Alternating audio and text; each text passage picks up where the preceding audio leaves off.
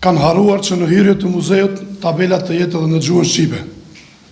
Me këtë fjali, dje Izet Mexhiti arsyetoi autoritetet e qytetit Shkupit për mos respektimin e gjuhës shqipe.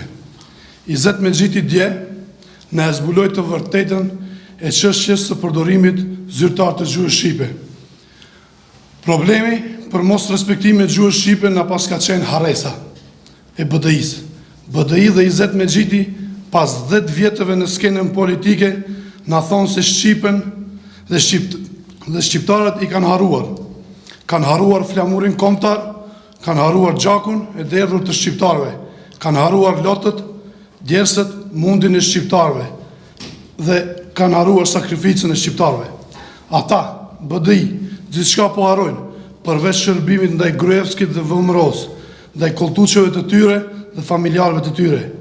Tani do të më lejoni që në fund t'ju prezantojmë edhe raste të tjera të institucioneve në qytetin e Shkupit ku BDI harron ta përdorë gjuhën shqipe.